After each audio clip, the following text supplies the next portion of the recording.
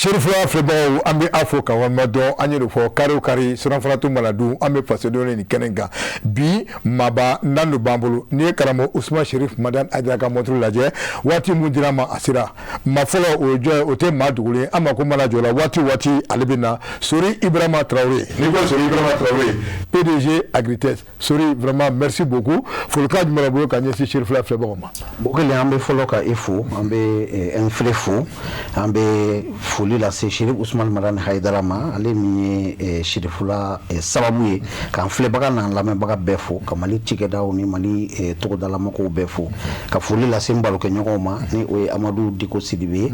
Sidibe agro technique ka ale fo ka madame Waigalo Awa Diallo fo Sojiba responsable do ka Mamadou Sidibe Dibaye fo Sewa agro business PDG ka ɲini ala fɛ kuma min bɛna bɔ an da ala ka kɛ jamana jɔ kuma ye ami Mamadou Baye Sidibe ete ma dogulen ama ko mana jɔra waati bena folkan jumɛn bolo ka ɲɛsin Chérifla Flebon ma alhamdulillah n bɛ ala fo ka aw yɛrɛ fo toujours a ka danaya la ka ɲɛsin ma ka maliyɛnw fo ka sɛnɛkɛlaw fo ka jamana ɲɛmɔgɔw fo ni ko yɛrɛ insiste tabagara fo n'o ye Seydi Ousmane Madan Haidara ye an ka cɛkɔrɔba k'a fo ala min kɛra sababu ye an bɛ se ka ɲɔgɔn sɔrɔ ka kunnafoni ɲuman di jamanadenw ma cogo min na ani diɲɛ ma ka foli yɛrɛ laban ni sɛnɛkɛlaw ye an bɛ samiyɛ donda la an bɛ sigi mun na yarabi an bɛna kuma bɔ an da la k'a ka barika ye ala ka jamana jɔ kuma ye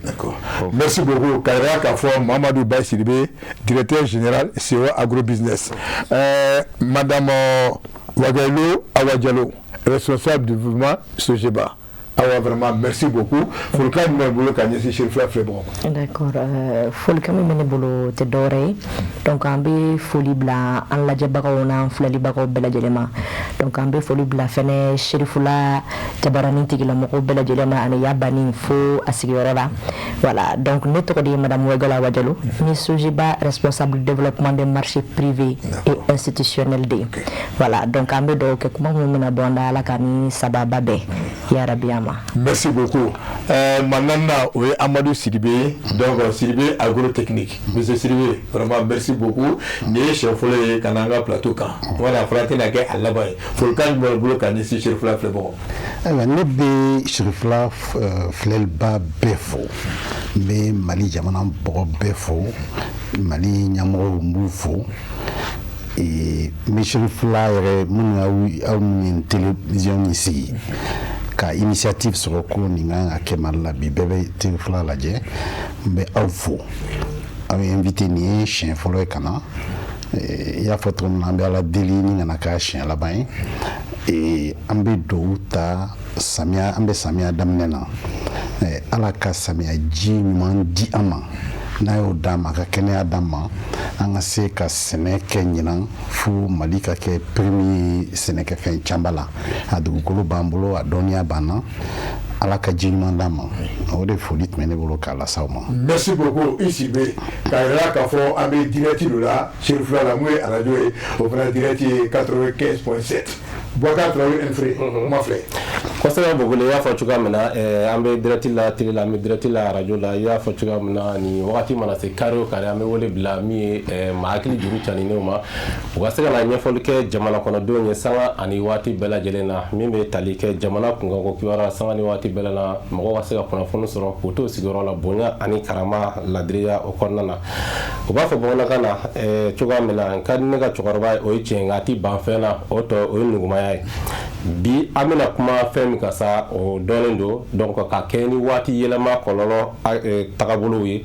min ye an ka dunfɛnw donc olu sini ma sini bɛ cogo min na an ka sɛnɛ nasira la an da bɛna don o de la ka se ka a walawala min b'a to jamana kɔnɔdenw bɛ se ka faamuyali sɔrɔ la bonya ni karama kɔnɔna la o la n'an bɛ arajo ka direct la an bɛ page Facebook fɛnɛ ka direct fɛnɛ la ani YouTube donc i dan dɔrɔn ka Sherifula TV officiel kɛ dɔrɔn i bɛ an sɔrɔ ni i ma se o la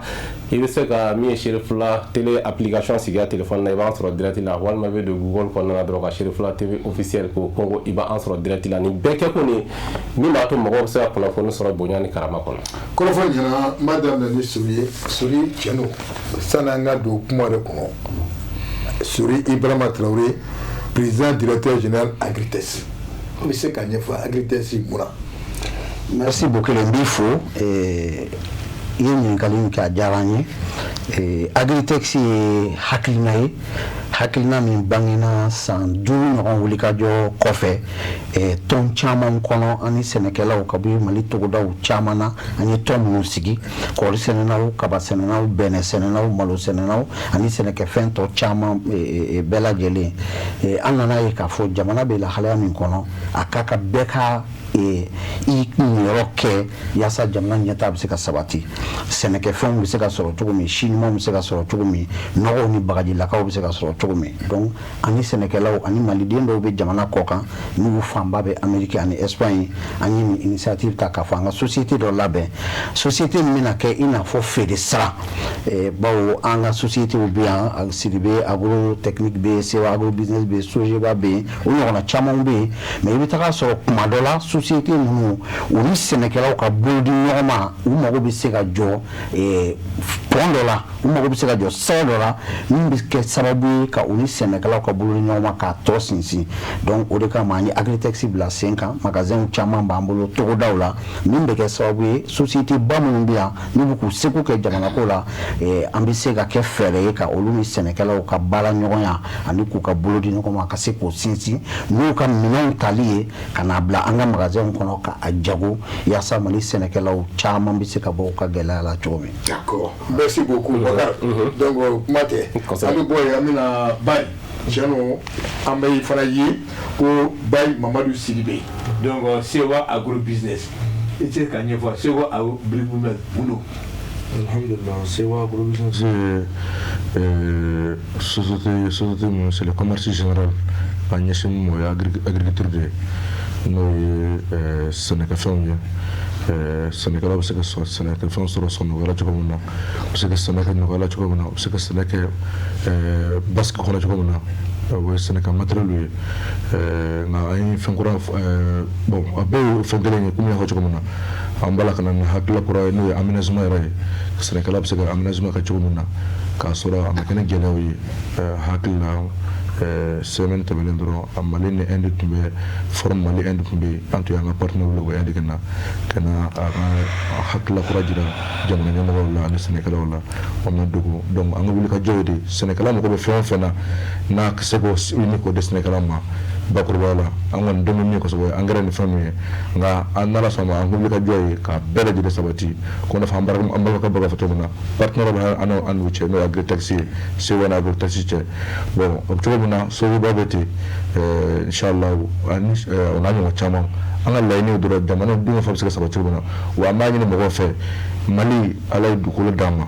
1,243,000 kilomètres carrés b'an bolo 24 millions d'habitants dɔrɔn b'a kɔnɔ mɔgɔw ma ka bɔ k'u bɛ taa sɛnɛkɛfɛnw san jamana na jamana mun tɔ di 1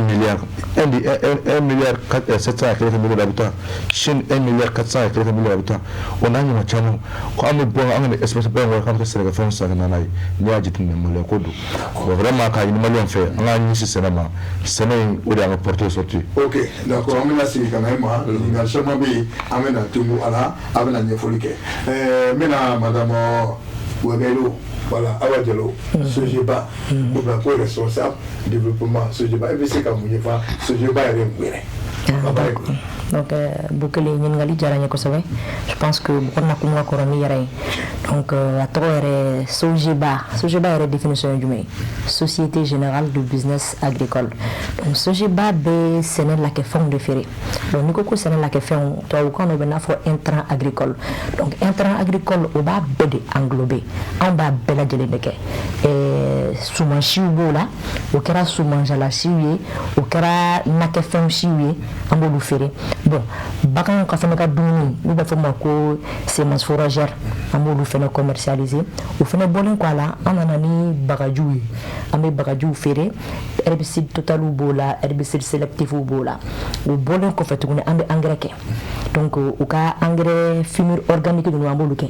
an bɛ engrais granulé kɛ an bɛ hali engrais biominérofoliaire kɛ donc olu ye engrais ye minnu ye engrais naturel ye tɛ kɔlɔlɔ se dugukolo ma u tɛ kɔlɔlɔ se mɔgɔ min b'a fiyɛ ma u tɛ kɔlɔlɔ se suman yɛrɛ fana ma donc fana bɔlen kɔfɛ a la sojoba bɛ miirina ta fana ka sen don jamana ka développement na tɔgɔya di parce que an b'a fɛ ka dun ka fa sabati pour pouvoir atteindre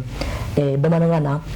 dun ka fa o yɛrɛ b'a bɛɛ englobé ka ban voilà donc an ni togodalamɔgɔw bɛ baara kɛ ɲɔgɔn fɛ an ni muso bɛ baara kɛ hali kasobonw na an bɛ dɛmɛw lase olu fana bɛɛ lajɛlen ma o fana bɛɛ bɔlen kɔ a la minnu bɛ yen nɔ n'u ye denmisɛnninlamɔgɔw ye ou bien musolamɔgɔw n'u bɛ togodaw kɔnɔna na donc an bɛ renforcement de capacité kɛ formation bɛ di o fana ma donc pour que n kana janya kojugu bɔ sojoba yɛrɛ ye o de ye fana tuguni bon fɛn kelen fana bɛ yen sojoba b'a fɛ bɛɛ k'a dɔn ka fɔ ko sɛnɛ tɛ mɔgɔ nɔgɔlen baara ye sɛnɛ tɛ cɛkɔrɔba baara ye sɛnɛ tɛ musow dɔrɔn ka baara ye sɛnɛ ye bɛɛ lajɛlen kunkanko de mali bɛ yɔrɔ min na sisan ni sɛnɛ tɛ ne tɛ fɛn wɛrɛ la donc bɛɛ dan ye yɔrɔ la fɔlɔ. Merci beaucoup n'an bɔra yen an bɛna monsieur Sidibe Amadu Sidibe agrotechnique n b'a dɔn an fana sigilen bɛ an b'a fɛ k'a dɔn mun yɛrɛ don. Ayiwa i ka question n bɛna a jaabi ne yɛrɛ tɔgɔ Amadu Sidibe i y'a fɔ cogo min na Amadu Diko Sidibe ne ye architecte de ye architecte ye mun bɛ so planw dilan donc n ye kalan kɛ Moscou n nana ka bɔ Moscou n ye n ka bureau créé Mali la yan ne de monument d'indépendance k'a dessin k'a joli suit 1995 monument Côte maintenant kɔnɔ ne de y'o kɛ Orange siège ne de y'o kɛ a CI 2000 la Flashy université Flash Badalabugu kulu sanfɛ o bloc pédagogique ni u ka baarakɛlaw bɛ baara kɛ fɛn min kɔnɔ ne de y'o bɛɛ jɔ mais n y'a faamu laban ye sɛnɛ de ye sɛnɛ jumɛn 2012 comme je voyagé en tant qu'architecte n ye jamana bɛɛ presque n taga Israël n y'a ye ko u tun bɛ sɛnɛ kɛ jɔ kɔrɔla la ni o jɔ in b'a kɛ sɛnɛfɛn bɛ taa kosɛbɛ a ka ɲi kosɛbɛ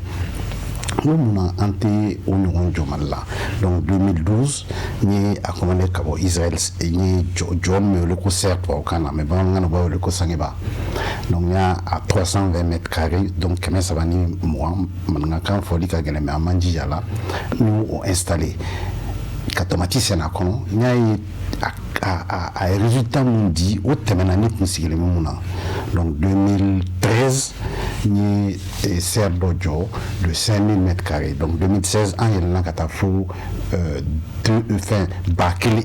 hectare kelen n'o ye mètre carré ba tan ye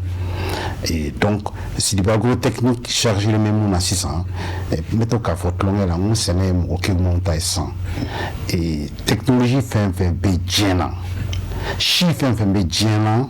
n'a b'an permet ka parce que mɔgɔw fɔ ko dun ka fa min ɲɛna an kan ka tɛmɛ dun ka fa kan an kan ka dun fo k'a tɔ to donc Sidibe agrotechnique ye entreprise de ye mun créé la ka taga diɲɛ dan na Chine Inde ka taa Israël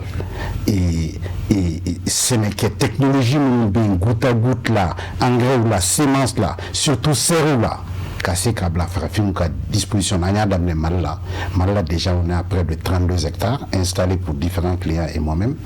et en tilala ka Burkina Faso an ye dɔ installé Tchad an ye dɔ kɛ yen Congo an ye a kɛ yen donc entreprise mun don sisan ka sɛnɛ lata fo sanfɛ bon n bɛ kuma la surunya parce que a bɛ tila ka na question posant n y'a faamu donc n'an bɛ tomati sɛnɛ cogo min na kɛnɛma tari kelen na i tɛ se ka tɛmɛ tonne tan dɔw kan mais serre kɔrɔla la i bɛ se ka yɛlɛn fo tonne 200 n'i y'a ta diɲɛ seleke kɔnɔ Québec sisan u bɛ fo tonne 700 de kɛ tomati la hectare kelen kɔnɔ kalo 8 na ne ka jate tan sera sisan farafinw Afrique bɛɛ Mali surtout o ko ninnu ka labalo an fɛ yan an ka se ka dun k'a fa fo k'a tɔ to an ka se k'o réaliser Mali la yan. D'accord. Bakari, on a dɔn bisu na a bɛ ma an ni invité bolo an ɲɔgɔn bolo an bɛna fɛn caman faamu n'o ye sɛnɛko ye n bɛ kuma di ma. Ok, o b'a to Sori n bɛna ɲininkali min tɛnko e la n'i ye jateminɛ an da don bi donna sɛnɛko kuma la sisan nka sɛnɛ tɛ taa ni wagati cogoya fɛnɛ tɛ donc kɛrɛnkɛrɛnnenya changement climatique kuma bɛ ka fɔ e bɛ se ka ɲɛfɔli fɛn jumɛn de don di ani sɛnɛ bɛ taa ni ɲɔgɔn ye. Fɛn ɲininkali diyara n ye n bɛ kuma ɲɛmɔgɔw ka yamaruya kɔnɔ changement climatique ko waati yɛlɛma fɛn de don mɔgɔ tɛ se ka min jɔ. Waati yɛlɛma n'i y'a jateminɛ fɔlɔ kɔba jabalo minnu tun b'an bolo bi n'i taar'u lajɛ a min tɛ ja o man ca an ka bajidaw jiw tun bɛ se hakɛ mun na ni min bɛ se o nɔkɔrɔ la o man ca walima a tun tɛ se yɔrɔ min a bɛ se yen fo ka tɛmɛ o kan o ye tiɲɛni ye. A dɔnna k'a fɔ adamaden bɛ caya dugukolo kan tabiya dɔw bɛ an na olu bɛ kɛ sababu ye ka yɛlɛma don waati cogoya la o bɛ yɛlɛma don ji cogo la a bɛ yɛlɛma don dugukolo cogo la a bɛ yɛlɛma don fiɲɛ cogo la donc a ka kan o ka dɔn Amadu Siri bɛ kuma dɔ fɔ a ko sɛnɛ ye maa kekumanfɛn de ye kuma in koloba de b'a la o kama anw ye a kanu agritexte hukumu kɔnɔ ka sɛnɛkɛlaw yɛrɛ fara ɲɔgɔn kan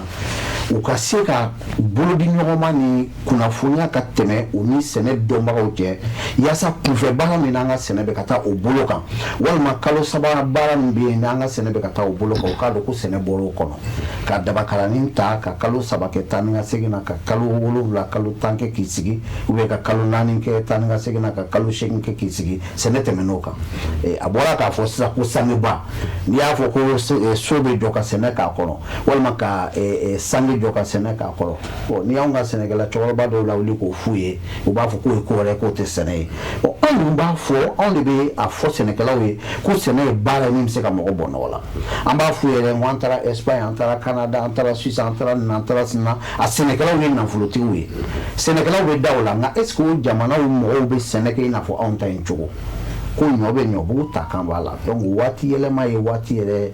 taabolow kelen ka yɛlɛma don waati cogo la o bɛ yɛlɛma don jiko la o bɛ yɛlɛma don sanko la o bɛ yɛlɛma don fiɲɛko la o bɛ yɛlɛma don dugukoloko la o b'a wajibiya an kan an ka taabolo kuraw ta k'an bɛrɛ bɛn waati yɛlɛma ma. Ok basi tɛ Bayi e ye sɛnɛkɛla ye i bɔra ka Sori ka kɔrɔfɔ mɛn sisan n bɛ tali kɛ waati yɛlɛma tagabolo la aw minnu ye sɛnɛkɛla ye an b'a ye k'a fɔ waati yɛlɛma in bɛ ka taa ni min kɛ sen na sisan nɔ a bɛ ka nafa de lase sɛnɛkɛlaw ma Mali kɔnɔ aw bɛ kɔlɔlɔ de bɛ ka se sɛnɛkɛlaw ma. Ok alhamdulillah o diyara n ye bon waati yɛlɛma ye waati de ye a komi waati yɛrɛ de bɛ waati ko jira n n'a y'a faamuya waati yɛrɛ bɛ waati ko jira waati min bɛ yen i b'i yɛrɛ bila waati ko de kɔnɔ ka baara kɛ n'o ye Sori kuma min fɔ vraiment sera komi mɔgɔ yɛrɛ bɛ k'a faamuya an ka bɔ samiyɛ sɛnɛ dɔrɔn la sɛnɛ kɛ ka san waati bɛɛ ye san waati bɛɛ o kuma faamuya nka bi a faamuyala mɔgɔ fana tun y'a ka waritigi ko de ye mɔgɔw b'a jateminɛ ko sanji mana bin de ko sɛnɛ kɛ ko waati o de kɛ sɛnɛ yɛrɛ t'o ye sɛnɛ ye waati bɛɛ de ye mɔgɔ fana bɛ min fana fɔ bon ko o kuma min filɛ n'an ma ka wulikajɔ bi ko ye setigi ko tɛ mɔgɔw bɛ yen olu bɛ kɔlɔn sen u yɛrɛw ye ka pɔnpu san pɔnpu fana essence tɛ k'a la gasoil tɛ k'a la pɔnpu de bɛ k'a la a bɛ ji sama k'a d'u ma a musaka bɛɛ a tɛ tɛmɛ 50,000 kan ni dɔnni de don ni 50,000 n'o se tɛ mɔgɔ min ye fɛn bɛ yen a tɛ tɛmɛ 20,000 kan 20,000 kɔni maa o maa n'a bɛ sɛbɛ la i kan ka se k'o ɲɛ sɔrɔ k'o kɛ n'i y'o kɛ dɔɔnin i bɛ to olu la f'i bɛ miliyɔn kɛ a la e yɛrɛ bɛ n'o sɔrɔ mɔgɔ bɛ ko la don min tɛ taa lise don i ta dɔnni de nka e donna la don min na minnu b'a la san 10 ni kɔ san 20 ni kɔ san 5 e k'olu ka taa ɲɔgɔn kɛ o fana tɛ se ka kɛ bon waati yɛlɛma bɛ bi ni an b'a fɔ waati yɛlɛma kɔlɔlɔ o waatiw ye n'o ye fiɲɛ ni fɛnw ye bon ni n'a fɔ Amadu filɛ ka mun fɔ Amadu Siri bɛ ka sɛnɛ kɛ jɔba kɔrɔ sangiba kɔrɔ a bamanankan na bon tubabula bi o de bɛ yen bon an b'a la ka nɛgɛ olu bolofɛn nɔfɛ tubabula tɛ hali Afiriki bi n'i donna sugu wɛrɛ bi légumes fɛn fɛn bɛ yen i bɛ camion baden jɔlen a bɛɛ bɔ Maroc na Morocco dun olu pour que ko jiso olu bi se ka jis ko olu bi se ka dukolo simi fo ka se millimètre 300 400 ma an fe malla millimètre 50 bi jiso ne me fara ki fo simi ka to na millimètre 50 ka Espagne ne bora Espagne ko sana olu jiyote dukolo jo olu bi jis sama ciure la ka de Sénégal ba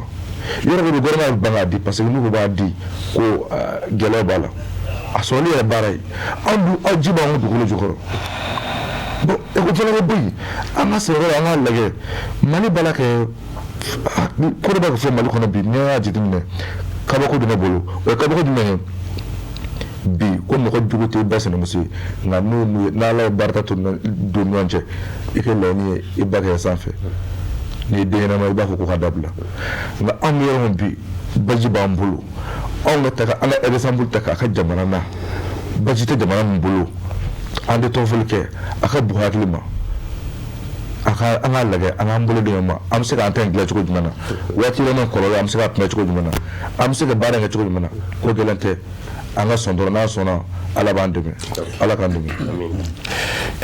Madame Woyigalo o b'a to n bɛ taa e fana fanfɛla la aw ka baara n'i ma fili sumansi feereli don ka ɲɛsin sɛnɛkɛlaw ma an dun b'a ye san ani waati bɛɛ lajɛlen na ka kɛ ni nin waati yɛlɛma kɔlɔlɔ sɛnɛkɛlaw ninnu b'u tilen kuma caman min bɛ tali kɛ engrais ko ni fɛn ninnu na o dɛsɛ bɛ don an ka sɛnɛkɛlaw la mais n'a fɔra k'e ka ɲɛfɔli ko e yɛrɛ bolo o jubaju ye fɛn jumɛn ye. D'accord. Ɲininkali diyara n ye tuguni une fois de plus. Changement climatique ko la Sojiba ye hakilina miiri kɛ nin bɛɛ de la bari an ma n'an kunfɛ ten o changement climatique ko n'o ye waati bayɛlɛma ye je pense que a ɲɛfɔra ka kɔn a yɛrɛ nali an k'a dɔn k'a fɔ k'a bɛ na donc o bɛɛ lajɛlen hakilina de miirila Sojiba fɛ ka na ni siw ye si minnu adaptelen don dugukolo la parce que i b'a sɔrɔ si dɔw bɛ yen nɔ a kan ka kɛ nin wagati mais a man ka kɛ nin wagati si dɔw bɛ yen n'i y'o kɛ i bɛ nin sɔrɔ hakɛ de sɔrɔ a la mais si dɔw bɛ yen o sɔrɔ tɛ nin bɔ i y'a ye donc o hukumu kɔnɔna na Sojiba nana ni o si ninnu ye k'a essayer k'a cari jamana fan 14 bɛɛ lajɛlen fɛ donc ne hakili la n'u sera k'o si sɔrɔ o bɛna caman bɔ u ka gɛlɛyaw la wa au contraire o bɛna kɛ sababuya ye ka dɔ fara olu ka nafasɔrɔ siraw kan donc o si ninnu cɛla an bɛ se k'a fɔ ko si wolosow bamanankan na n'u b'a fɔ o ma ko variété hybride parce que n'i y'a mɛn yɛrɛ n bɛ engrais kɛ n ka dugumakolo la si dɔw yɛrɛ bɛ bolo fɔlɔ min qualité ka ɲi donc mɔgɔw bɛ ɲinɛ fɛn dɔ kɔ semence n'o ye si ye o jɔyɔrɔ ka bon kosɛbɛ sɛnɛ la donc Sojiba nana ni olu bɛɛ lajɛlen hakilina miiri ye donc n'o bɔra yen nɔ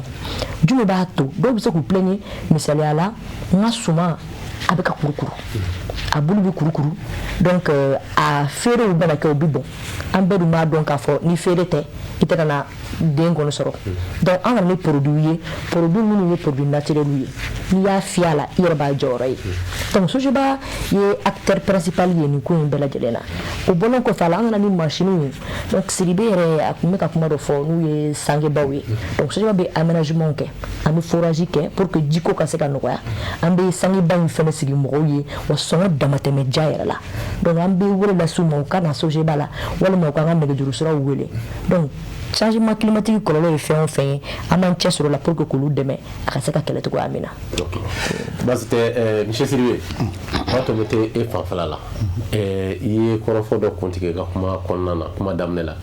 n'i ye jateminɛ kɛ nin wagati yɛlɛma kɔlɔlɔ parce que on dirait kɔlɔlɔ ko de ka ca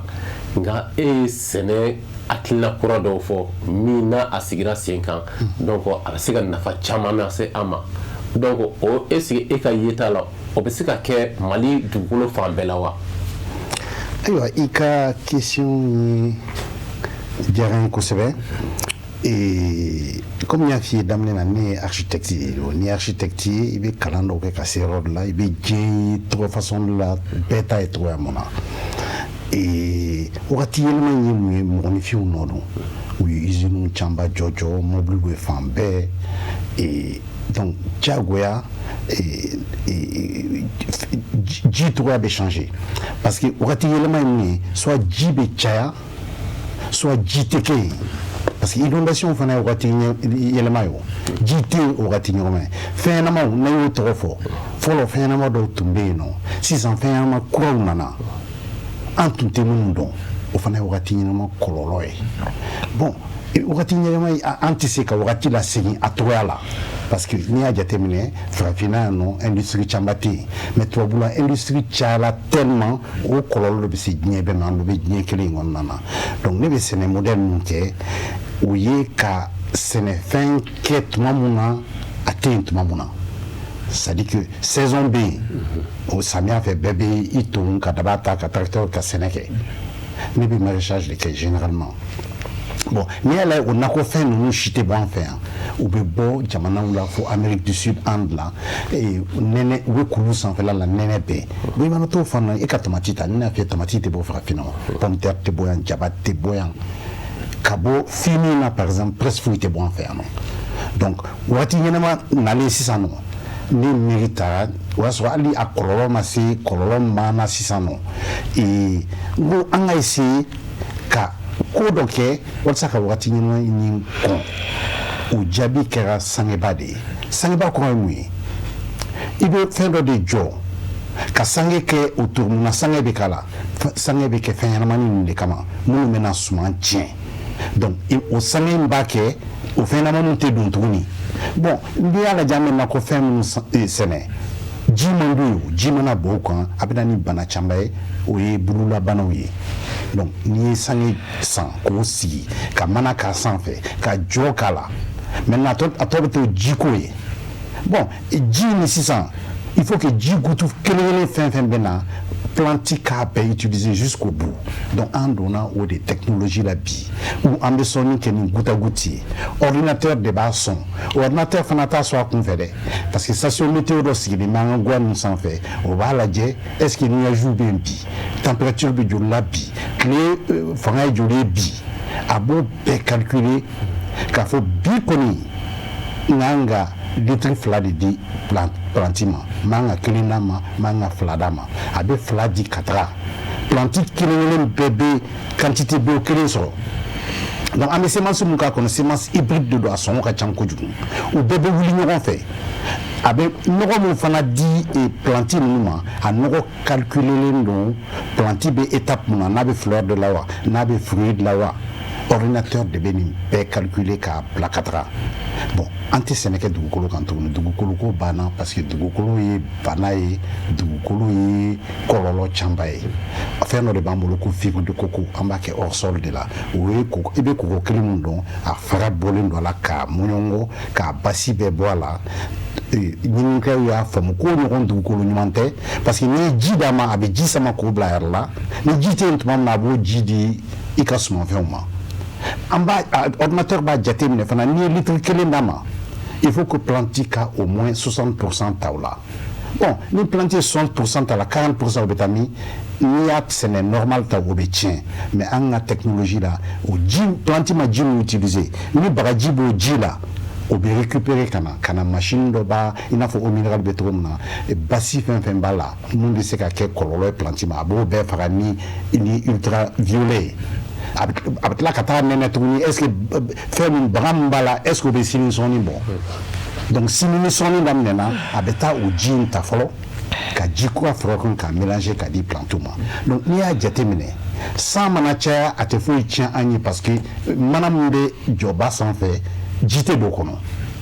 bon ni ji tɛ yen du tout ji fitinin min bɛ dugukolo jukɔrɔla la n balimakɛ Sidibe y'a fɔ sisan nɔ Mali la ji bɛ fan bɛɛ i mana senni ye ka jigin 55 mètres ji bɛ yen donc an b'o ji fana sama ni tile de ye comme solaire de bɛ bɔ ji sama ka na n'a ye donc an b'o ji utiliser ji fɛn fɛn mana na kɛmɛ o kɛmɛ sara la 90 an b'o utiliser ni planti ma m'o utiliser an b'o utiliser o dugusɛjɛ donc yɛlɛma yɛlɛma min bɛ sisan sɛnɛ na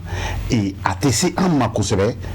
disons an b'a kɔlɔlɔ la dɔgɔya kosɛbɛ pour que mètre carré kelen kan au lieu ka tomati 1 kilo kɛ an bɛ taa jusqu'à 50 kilo mètre carré kelen kan voilà donc o de vas-y avec Souri donc sori i bɔra ka a tɔgɔ de Sidibe ka kɔrɔfɔ mɛn sisan nɔ donc n'i ye jateminɛ kɛ sisan anw fɛ Mali la parce que aw ye exemple ta jamana caman de kan kɔ kan mais Mali yɛrɛ t'a la sisan nɔ donc ale y'a fɔ a tɛ se ka jouer an ka a kɔlɔlɔba tɛ se ka jouer an ka sɛnɛ kan mais e yɛrɛ kɔni bolo an ka sɛnɛkɛlaw bɛ ka taa taabolo min kan nin wagati laban in na est-ce que o ye sira min b'a to u ka se ka continuer o dɔrɔn de kan wa ale olu filɛ ka technologie kura minnu fɔ ka don a la o bɛ ka sira minnu fɔ madame Waigalo ye min fɔ kɔrɔ Amadu Sidibe ye min fɔ Mahamadu Sidibe ye min fɔ taasira wɛrɛ tɛ min ni sira ninnu tɛ an b'o de fɔ an ka sɛnɛkɛlaw ye an y'a fɔ ye cogo min aw b'a kalama an ye san 5 de kɛ wulikajɔ la ka sɛnɛkɛlaw labɛn Mali seleke 4 na ka hakɛ ɲiniw ni ko caman kɛ mais an yɛrɛ ka yaala n'an ka ɲiniw kɔnɔ an nana ye k'a fɔ dɔ bɛ ɲa la dɔ bɛ ɲa cɛlakaw la nka nin yɔrɔ in na an bɛ ɲa cɛlakaw ta kuma de kunna o ye anw yɛrɛ sɛnɛkɛlaw dɛmɛbagaw an kan ka jogo jumɛnw yɛlɛma yaasa sɛnɛ in an bɛ se ka waso ni a ye k'a kɛ baara ye baara min b'a kɛbaga nafa k'a bɔ nɔgɔ la jɔn ko ala Mali sɛnɛ bɛ cogo kɔrɔ min kan n'a ma yɛlɛma ka bɔ o la sɛnɛ kɔni a bɛ se ka mɔgɔ dɔw nafa nka sɛnɛkɛlaw yɛrɛ tɛ a sɔrɔ o bɛ kule la dɛ wa sɛnɛ Mali kɔnɔ an bɛ yɔrɔ min na sisan mɔgɔ bɛ se k'a fɔ ko a jatelen tɛ baara ye ne bɛ misaliya dɔ di n ka sɛnɛkɛlaw ma n'an bɛ baro kɛ n b'a f'u ye n ko aw bɛ baara jumɛn dɔ jamana kɔnɔ ko mɔgɔ bɛ se ka kalo 3 kɛ o la walima kalo 4 ka kalo 8 kɛ sigi i tɛ baara kɛ o baara k'e bɔ nɔgɔ la n bɛ to k'a f'u ye n ko yalima minisiriw u bɛ se ka kalo 4 kɛ baara la ka kalo 8 kɛ k'u sigi wa député bɛ se k'o kɛ wa commerçant bitigibatigiw u bɛ se ka kalo 4 kɛ ka bitigi dayɛlɛ ka kalo 8 kɛ k'a datugu wa soldasiw bɛ se k'a kɛ wa polisiw bɛ se k'a kɛ wa donc o b'a jira k'a fɔ fo an ka fɛɛrɛ de sɔrɔ sɛnɛ ka kɛ i n'a fɔ baara tɔw bɛ kɛ cogo min baara tɔw bɛ kɛ dɔgɔkun kɔnɔ tile 6 tile 5 ka sɛgɛnnafiɲɛ bɔ tile 1 tile 2 bila san fɛnɛ kɔnɔ san kalo 12 ka kalo 1 sɛgɛnnafiɲɛ bɔ kɛ o de ye baara taabolo ye tile fɛnɛ kɔnɔ ni an ka sɛnɛkɛlaw jate minɛ mɔgɔ min bɛ heure 3 kɛ baara la foro kɔnɔ togodala mɔgɔw tulo bɛ ne la a man ca bon baara dun sariya la heure 8 de don tile kɔnɔ ni ne ma fili o de ye baara ye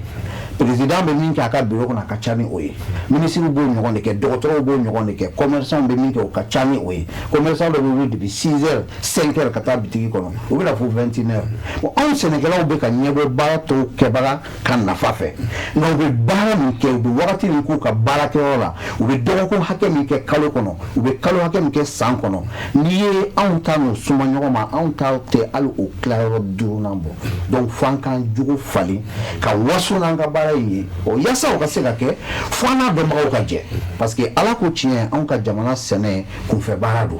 bon kuma dɔ la anw yɛrɛ sɛnɛkɛlaw b'a fɔ k'anw bɛ ka sɛnɛ kɛ fɔlɔ yan'an ka bolominɛyɔrɔ sɔrɔ k'an bɛ ka sɛnɛ kɛ yan'an ka baara sɔrɔ bon k'a sɔrɔ baaraw la masakɛ ye sɛnɛ de ye Amadu Sidibe misaliya ɲuman ye architecte de don olu bɛ kunkololajago de kɛ u ka dɔnniya u b'o de jago bon a ye baaraba minnu fɔ jamana kɔnɔ bɛɛ b'a dɔn ko baarantanya t'a la mais a y'olu dɔnniya bɛɛ to a bɛ se ka t'o baara ɲɔgɔn kɛ Italie a bɛ architecte frontière t'ale la architecture a bɛ se ka taa baara kɛ Amérique a bɛ se ka taa baara kɛ Italie a bɛ se ka taa kɛ Espagne mais a ye nin bɛɛ lajɛ k'a dɔn ko baara min bɛ laban n'o b'anw ka jamana nafa ni baara bɛɛ k'o ye sɛnɛ de ye k'i reconverti k'a ka nafolo n'a ka dɔnniya n'a ka relation ta ka don sɛnɛ la o kan k'a to sɛnɛkɛla k'a dɔn ko ni ye architecte kɛtɔ ye min bɛ nin monument baw ni immeuble ba ninnu baara kɛ millions ni milliards caman bɛ sɔrɔ a la a tɛ wɔsi a bɛ sigi ordinateur de kɔnɔ k'a baara kɛ o ko o to yen k'a ɲɛsin sɛnɛko ɲɛɲini ma k'a sɔrɔ anw yɛrɛ tɛ sɛnɛ jate baara ye an kan ka dɔn ko ja an ka sɛnɛ ye baara ye nka fo an k'an jogo falen fo an ni o kodɔnna ninnu o de kama Agritexi ye plateforme de synergie de ye c'est à dire Agritexi bɛ i n'a fɔ sugu bulon a bɛ i n'a fɔ dugutigi bulon a bɛ i n'a fɔ gɛlɛ kan kodɔnnaw minnu ye sɛnɛ ɲɛɲini minnu ye sɛnɛ baara kɛ i n'a fɔ ba in n'a ɲɔgɔnnaw minnu ye sɛnɛko ɲɛ i n'a fɔ Sojiba n'a ɲɔgɔnnaw olu n'u ka dɔnniya bɛ yen sɛnɛkɛlaw bɛ ka tɛmɛ olu kɛrɛfɛ olu n'u ka dɔnniya in fana tɛ se ka nafa kɛ fo sɛnɛkɛlaw ka ladɔnniya donc fo sɛnɛkɛlaw ni o dɔnni o seko ni dɔnko tigilamɔgɔw fo an k'an bolo di ɲɔgɔn ma sɛnɛkɛla k'a dɔn n kan ka jaba kɛ wagati jumɛn yaasa n ka nafolo sɔrɔ a la n kan ka tomati kɛ kuma jumɛn cogo jumɛn yaasa n ka nafa sɔrɔ a la n kan ka si jumɛn kɛ yaasa n ka nafa sɔrɔ a la n kan ka gan kɛ kuma jumɛn pour que n ka nafa sɔrɔ a la n kan ka ɲɔ hakɛ joli kɛ n kan ka kɔɔri hakɛ joli kɛ n kan ka a man ka kɛ dɔrɔn ni n taara sugu la ni ye si cɛ ɲuman min ye ou bien ni si min diyara n b'o cɛ san nana an ka taga foro la sɛnɛ tɛmɛn'o kan sɛnɛ fo jateminɛ belebeleba de ka kɛ wa kunfɛ ko ka bɔ a la mara sɛnɛkɛ siko b'o la a bɔra k'a fɔ cogo min dɔnnibagaw y'an kalan ko si jɔyɔrɔ bɛ taa 100 sara la fo 40 na sɛnɛkɛla ka sɔrɔ la n'i ma si ɲuman sɔrɔ e ma dugukolo labɛn e ma nɔgɔ ni bagaji ɲuman sɔrɔ sɛnɛ yɛrɛ kɛcogo n'a kɛyɔrɔ ma kɛ kɛcogo ɲuman na e bɛ sɔrɔ kɛ cogo di donc o de question ni ba bɛ k'i ɲininka i ye kumaba nin bɛɛ fɔ a ɲɛna mais sisan an ka dugukolo nin yɛrɛ ta k'a lajɛ mun de bɛ se parce que waati ni waati don mais mun de bɛ se k'a sɛnɛ a kan et puis an bɛ se k'an ka nafaba yɛrɛ yɛrɛ sɔrɔ parce que quand on prend le coton et puis an bɛ malo an b'a fɛ a b'a da dɔrɔn mun ye jaba ani pomme de terre fɛn o fɛn bɛ yen yala o kɔrɔ ko o sɛnɛ nin ta an fɛ yan de wa. I ka ɲininkali ɲana o de kama toujours ne b'a fɔ n ko kodɔnnaw ko ɲɛdɔnbagaw fo an ka segin ka taga olu ma sɛnɛ tɛ kunfɛ baara ye dɛ wa waati yɛlɛma o b'a to an ye sɛnɛ min sɔrɔ an bɛnbaw la n'an tora o cogo kelen kan an tɛ bɔ nɔgɔ la parce que an bɛnbaw ye sɛnɛ kɛ cogo min olu fana bɛnbaw tun t'a k'o cogo la olu tun b'a an bɛnbaw tun bɛ sɛnɛ kɛ cogo di an bɛnbaw tun bɛ sɛnɛ kɛ cogo min n tɛna se ka don o bɛɛ kɔnɔ n bɛ taa min na o de ye samiya mana se an b'a fɔ ko nin kalo in na k'o ye samiya daminɛ ye daminɛ tɛ samiya la tuguni an bɛnbaw tile la anw y'a mɛn ko mɛ kalo k'o ye dabata kalo ye anw yɛrɛ ka mara la an bɛɛ tɛ bɔ yɔrɔ kelen mais ne bɛnna ye sebekuru de ni sigiyɔrɔ ye le 25 mai de tun ye danni kɛ don ye ɲinini foyi t'a la mɛ kalo tile 25 k'i ka taga danni kɛ ko o tɛ i tɛ fɔ i jigi kɔ o la o y'a sɔrɔ mɛ kalo tɛ sa ni san ma na o a mɛnniba ye juin kalo daminɛ ye mais sisan kuma dɔw la anw ka mara o mara kelen na ye juillet daminɛ bɛ se fo ka juillet se tile 15 ma ka sɔrɔ san ma na i taara i ka ɲɔ bila dugu jukɔrɔ mɛ kalo tile 25 la o la i ta taa ɲagama ye donc ka kuma kun cɛ fo an ka sɛnɛkɛlaw ni sɛnɛ ɲɛdɔnbagaw bagaji dɔnbagaw nɔgɔ dɔnbagaw nɔgɔ don cogo dɔnbagaw dugukolo dɔnbagaw parce que dugukolo yɛlɛma caman kɛra la fo dugukolo ka sɛgɛsɛgɛ bi de yanni k'i k'a kan bon i ko ko sɛnɛkɛfɛn jumɛn bɛ se ka ɲɛ sɛnɛkɛfɛn bɛɛ bɛ mɔgɔ bɔ nɔgɔ la ɲɔ min filɛ an bolo mɔgɔw t'a dɔn diɲɛ sɛnɛkɛfɛnw la masakɛ dɔ de ye ɲɔ ye o ɲɔ fila bɛɛ samiya filɛ keninge filɛ ni an ni sɛnɛ dɔnbagaw y'an bolo di ɲɔgɔn ma hali ni maliyɛnw nana saɲɔ ni keninge ma mali bɛ se ka kɛ diɲɛ jamanaba dɔ ye mɔgɔw tɛ min dɔn amerikɛnw bɛ ɲɔ sɛnɛ saɲɔ sɛnɛ ka taa feere siniwaw ma siniwaw bɛ amerikɛnw bonya kun min na a kun dɔ ye saɲɔ san ye parce que Chine est le premier consommateur de petits milliers donc sɛnɛkɛfɛn bɛɛ bɛ se ka mɔgɔ bɔ nɔgɔ la nakɔfɛn yirifololafɛnw samiya sɛnɛw mais ka kuma kun cɛ fo an k'a dɔn ko n'a fɔra sɛnɛ nakɔ sɛnɛ ni yirituru de ye sɛnɛ ye dɛ n'a fɔra sɛnɛ samiya kalo 3 sɛnɛ o dɔrɔn tɛ sɛnɛ ye dɛ nakɔ sɛnɛ ani yiriforo baara o de ye sɛnɛ ye diɲɛ jamana bɛɛ kɔnɔ. ok an bɛ segin ka na ma min ye e y'i da don yɔrɔ dɔ la i ko n'i y'a ye nin wagati laban in na ko n'i taara hali suguni kura la i b'a ye k'a fɔ ko suma minnu bɛ bɔ kɔkan ka na jama bɛ girin o de kan aw ye sɛnɛkɛla ye ba ye diɲɛ bɛ ka taa taabolo min kan bi ani ka kɛ ni waati yɛlɛma kɔlɔlɔw ye aw ye hakilina kura jumɛn de ta sɛnɛkɛyɔrɔw la min b'a to o fana bɛ se ka sɛnɛkɛlaw bɛ se k'u adapter ka bɛn a ma ɲinifɛn bɛ se ka sɔrɔ fɛn cogoya min na. ok alhamdulilah ni ko mɔgɔ ma an ka kɛ a k'a sɔrɔ e yɛrɛ exemple fɔlɔ ye an bɛ wuli kɔjɔ caman na mɔgɔw t'a faamuya an tɛ lafiya t'an ɲɛ parce que hakilila mara n'an b'a ka jira diɲɛ na fo a ka hakilila a waleya fɔlɔ kɛ an yɛrɛ de la i ko kɔrɔfɔ in n b'a fɔ ani kɔrɔfɔ dɔ sɛmɛ an balimamuso la n b'o kɛ k'a datugu n'o ye angɛrɛ ko yɔrɔ ye parce que ala y'an garisɛgɛ bɛɛ la n'o ye sɛnɛ ni commerce ye bi n'i y'a jateminɛ dɔ bɛna fɔ ko bɔn ko a ye mun fɔ n'o ye siribe kɛ bugukɔrɔla in ye k'o ye waritiko ye ne yɛrɛ min filɛ ka mun fɔ ne bɛ hectare 318 de sɛnɛ 318 hectares bugu kelen tɛ ne bolo fɔlɔ an ye forage kɛ forage la i bɛ se ka sɛnɛ kɛ tilema fɛ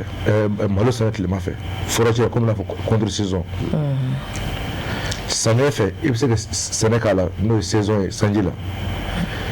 sɛnɛkɛ fɛn fɛn bɛ yen ale ka sibisani min n'o ye tamati ni fɛnw ye olu fɛnɲɛnama mago b'o la kosɛbɛ nka fɛnɲɛnama mago ka dɔgɔ malo la a mago ka dɔgɔ zɛrɛ la a mago ka dɔgɔ kaba la a mago i bɛ se ka samiya fɛ i bɛ fɛn min sɛnɛ tilema fɛ i bɛ se ka fɛn wɛrɛ sɛnɛ min tɛ nin ye an bɛ se ka saɲɔ sɛnɛ samiya fɛ dugukolo bɛ maliyɛn bolo nka hakilila a tɛ kɔnɔ a kɛli ma da ye a kɛli ka d'an ye. donc malo saɲɔ bɛ se ka sɛnɛ tilema fɛ wa. n'a a se b'i kan n'a ji b'i bolo i bɛ se ka kɛ nka i b'a sɔrɔ a ka ca ala fɛ mɔgɔ min bɛ saɲɔ sɛnɛ samiya fɛ tilema fɛ e bɛ se ka malo sɛnɛ e bɛ se ka zɛrɛ sɛnɛ fɔlɔ ni zɛrɛ kɛra tilema fɛ kabako kɔni dɔn bi kabako tɛ bilen mɔgɔ a ka di mɔgɔw ye k'a kɛ koyi nka a kɛcogo a dɔnniya a n'a se. dɛmɛbaga de t'o la. dɛmɛbaga ko b'a la ani dɔnniya dɔw bɛ yen i b'a sɔrɔ a bɛ se k'a kɛ nka dɔnniya t'a la o de la i b'anw ye réseau kan hali n'a ma d'an ye ka mɔgɔw kunnafoni an bɛ tile boli ka su hami kɛ su baara ko nin de kama n'i ye maliyɛn lajɛ walahi maliyɛn baarakɛla ye n ye Espagne fɔ o don ko Italie fana n y'a tourné dɔ kan fɛ Espagne Italie Faransi Espagne n'o ye jeune dɔ sɔrɔ san 18 a ye sara ni kɔgɔjiri boli a bɔ Mande ka taa fo Italie a bɛ forokɔnɔ baara de la n'o ye olu mun sɔrɔ yen n'u kuma na n ko aw filɛ aw bɛɛ bɛ foro kɔnɔ a ka taa mɔgɔ 5000 ye a ka sɔsɔ maliyɛnw mun de la aw tɛ nin dɔnniya minnu n'a ye wari sɔrɔ aw bɛna so de jɔ aw bɛ bɔ yɔrɔ la n'a ye so jɔ aw bɛ min kɛ tuguni aw tila ka taa aw yɛrɛ muso n'a denw ta ka n'o bila duguba kɔnɔ hali aw tɛ fɛ u ka taa burusi kɔnɔ n ko ne mun filɛ nin ye ne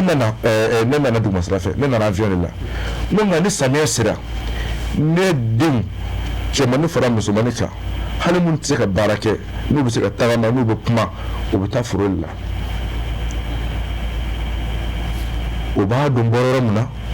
o b'a dɔn sɛnɛ ye min ye o b'a dɔn adamadenya yɛrɛ ye min ye n ko nka aw bɛ na yan aw ye nin sɛgɛnba in kɛ dugukolo b'aw bɛɛ bolo a bɛ bɔ yɔrɔ la a bɛ kɛ sababu yɛrɛ ye dɔw yɛrɛ san damadɔ b'a sɔrɔ u ko dugukolo mɔgɔ wɛrɛ b'a minɛ k'a kɛ ko wɛrɛ u mɔgɔ foyi t'a la aw b'a ka sɛnɛ de kɛ yan yɔrɔ ko yan n'a sera an k'a lajɛ an bɛ se ka mun de kɛ an ka fara ɲɔgɔn kan dɔ tun bɛ yen wala o ye Bamakɔka de ye ko Ɲare o ka siribu ye ko ne kelen dɔrɔn de bɛ ninnu na k'i b'a fɔ i b'a ɲɛ b'an na quoi ne de taa dugukolo san Mande n bɛ sɛnɛ kɛ nin fɛn fɛn filɛ nin ye n'u bɛ tile ɲɔgɔn na tuma na k'i b'a fɔ i ɲɛ b'an na quoi. mais moi j'ai une question comme a ye ɲininkali kɛ yɔrɔ min na i ni ko i ni mɔgɔ min ye ɲɔgɔn ye yɔrɔ la fo foro o foro kɔnɔ o tun bɛ muru sɛnɛ foro sugu jumɛn don o tun bɛ muru sɛnɛ. i ye foro min kɔnɔ o ye olu bɛ fɛn caman sɛnɛ i n'a fɔ Amadu Seyidu bɛ min sɛnɛ n'o ye tomati ye u bɛ tomati kɛ u bɛ pomme kɛ. o yɔrɔ la ye o dugumakolo ka ye o tomati bɛ sɛnɛ o ka ɲi pomme fana bɛ sɛnɛ o fana ka ɲi. u bɛ sɛnɛ ka fɛn caman kɛ légumes fɛn caman kɛ. mais est ce que yan ne y'a fɔ cogo min na ko yɔrɔ la est ce que o dugumakolo b'an bolo yan an bɛ se ka mun bɛ se ka mun bɛ sɛnɛ o bɛ se ka sɛnɛ an fɛ yan. a bɛɛ bɛ se ka sɛnɛ yan sɛnɛkɛ foyi tɛ yen min tɛ se ka sɛnɛ an ka dugukolo la yan o tɛ yen o sɛnɛkɛfɛn foyi tɛ yen hakɛto bɛ kuma na i b'a kalama anw terroriste la a mɛnna hakilila la cogo jumɛn voilà hali sɛnɛ la an marabaga kɔrɔ y'an terroriste walahi a ɲɛfɔ i bɛ kɔɔri la kɔɔri k'a daminɛ kɔɔri 44 filière n ma fili dɔ farala kan dɛ ni fɔlɔ kɔɔri k'a daminɛ an ka fɔlɔ sɛnɛ fana bɛɛ sɛnɛ mɔgɔ min bɛ tɔni 2 sɔrɔ kɔɔri la a mɛn ca Mali la yan tɔni 2 dɛ nka i b'a kalama kɔfɛla ninnu na olu b'a daminɛ tɔni 5 ka yɛlɛn sanfɛ de. o ye kɔɔri ye. o ye kɔɔri dɔgɔ ye. ne m'o i ka yɔrɔ nin o yɔrɔ faamu quoi. anw fɛ yan tonne kelen yɛrɛ sɔrɔbaga yɛrɛ kɔri la a bɛ fɔ ko non k'i ye sɔrɔ kɛ hectare la par hectare o kɔri bɛ sɛnɛ yan nɔ kɔri bɛ sɛnɛ an fɛ yan mɔgɔ bɛ tonne kelen sɔrɔ tonne 2 sɔrɔbaga kɔni o mɛ ca yɛrɛ de o c'est haral mun de la o tɛ kɛ parce que o ti siman da anw ma parce que olu ko sɔn simasi sɛnɛkɛsi na bɛɛ n'o kulo b'a la parce que kuma min bɛna bɔ a kɔnɔ baara bɛna kɛ olu ye o tɛ suma d'a ma o t'a fana dɔ bila sa parce que fɔlɔ an marabagakɔrɔw n y'o fɔ n ko tun ka hali an touriste hali sɛnɛ na o tun tɛ fɛ an ka développer bayi si d'accord vas-y non an tɛ kuma kun fɛ o ni ne tulo gɛrɛ ta kun n'a bolila i kana jɔrɔ an b'a na y'a ye an bɛ taa ekɔli la depuis an ye ko dɔn an bɛ nin baara in de kɔnɔ n'a ye min fɔ an m'a mɛn de an y'a ye de an ye diɲɛ continent bɛɛ yala bi alhamdulilah nin baara in sababuya la nka an bɛ min fɔ jamana ɲɛmɔgɔ fana ye an b'a ka nin hakilina min fɔ tan u ko wuli u k'a sɛgɛsɛgɛ n'i ko mɔgɔ ma u k'a kɛ fɛn bɛ se k'u encouragé k'a kɛ i b'o de ɲini k'a k'u ye semence min b'an bolo yan an ka semence qualité kɔrɔ ninnu an ka bɔ a kɔnɔ a tɛ mɔgɔ nafa quoi. ok semence b'a bolo semence kɔrɔ don. kɔrɔ ninnu an ka bɔ o kɔnɔ. an ka bɔ a kɔnɔ an ka taa semence kura kɔnɔ. donc kɔrɔ tɛ yan. kura min b'a kana bi i n'a fɔ an balimamuso sojɛba wa n'a ɲɔgɔn fɛn ninnu olu b'a kana kura ye bi a n'a ɲɔgɔn sote caman comme an n'ale plateau la mɔgɔw bɛ wuli ka jɔ la an bɛ yɔrɔ min na sɔrɔ ma ca quoi. bon mɔgɔw b'a ka don a la mɔgɔw b'a la ka don a la ka ɲini sɛnɛkɛlaw fɛ semence kura min bilalen b'u bolo so kɔnɔ u ka diɲɛ kɔ u ka taa sɛnɛkɛ semence kura semence feere yɔrɔ la u ka taa semence kura ninnu ta. Ah d'accord, donc si moi j'ai bien compris, bye, semence kura mun bɛ yen so kɔnɔ nafa foyi a nafa t'a la. bon donc maintenant kura u k'u yɛlɛma kura kan d'accord u b'a résultat ye. d'accord o kura b'a bolo donc a ye bɔra k'a fɔ sisan ko kɔrɔlen ninnu ko mɔgɔw k'u ɲɛsin kura ma a bɛ ka kura minnu fɔ a bɛ ka minnu réclamer sɛnɛkɛlaw tɔgɔ la est ce que o kuraw caman aw nana ni o ye yan o ye kelen a filanan ye min ye tuguni aw kɛlen bɛ ka fɛɛrɛ jumɛn kɛ min b'a to aw ni sɛnɛkɛlaw bɛ se ka don ɲɔgɔn na ka se k'u la sensibiliser min b'a to u bɛ se ka u yɛrɛ adapter nin wagati cogoya sɛnɛ nasira la wagati kura sɛnɛ nasira la. ok d'accord donc ni kɔrɔfɔ faamu kɔrɔfɔ diyara n ye kojugu nin question in diyara n ye n'i ye a sojɛba yɛrɛ ta k'a lajɛ n y'a fɔ cogo min na n ko sumansi jɔyɔrɔ ka bon kosɛbɛ kosɛbɛ sɛnɛ la donc n ka kumaw kɔnɔna fana n y'a fɔ an ye wulikajɔw kɛ ka na ni siw ye minnu ye si wolosow ye c'est-à-dire sɛnɛ bɛ se ka kɛ wagati bɛɛ lajɛlen na a ka kɛ sɛri b'i bolo o sɛri t'i bolo o gutagutu b'i bolo wa mais an bɛ min fɔ sɛnɛkɛlaw ye o ka kɛ mɔgɔ ye mɔgɔ minnu bɛ sɔn kumaw ma bari sojɛba bɛ wulikajɔ kɛ n'i ye ne yɛrɛ ye ne tɛ kalo kelen kɛ Bamakɔ. Awɔ i bɛ togodaw la. n bɛ vɛsi la bi mais ne tɛ kalo kelen kɛ Bamakɔ o bɛɛ kun ye jumɛn ye o bɛɛ ye an n'an ka producteurs ka gɛrɛ ɲɔgɔn na n y'a fɔ cogo min na sojɛba tɛ yan dɔrɔn pour que ka feere dɔrɔn kɛ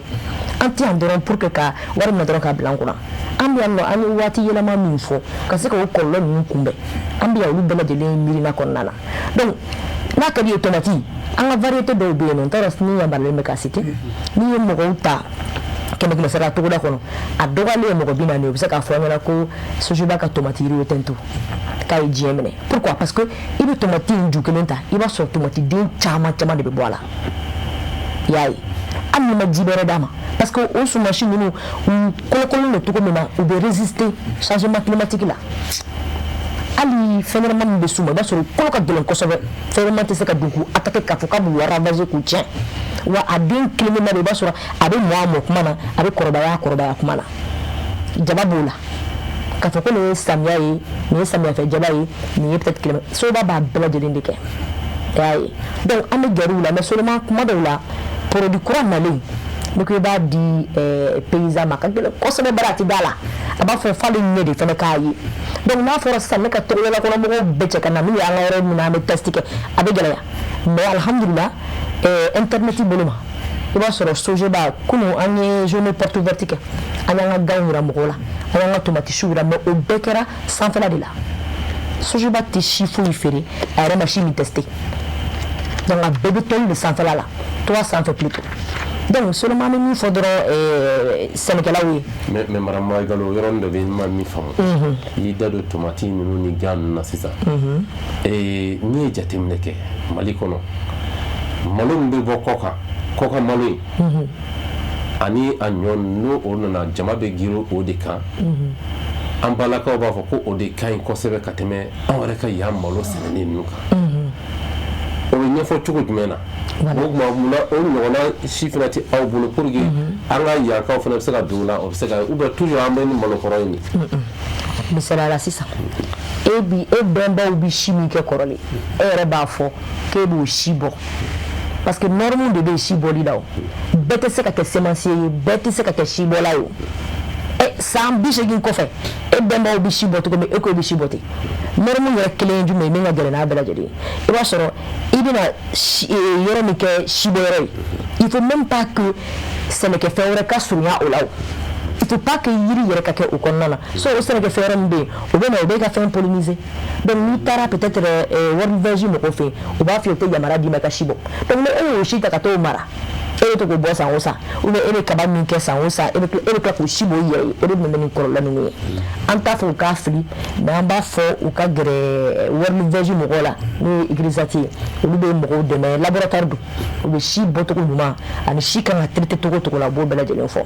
yala. donc o de gɛlɛyaba bɛ an ka sɛnɛkɛla dɔw kan togodaw la. o gɛlɛya b'u kan mais gɛlɛya yɛrɛ ye conscience de hakili ko kɛlɛ de bɛ yen y'a ye sinon misaliya je pense que u bɛ ka commencer ka faamu dɔɔni togoya di kaba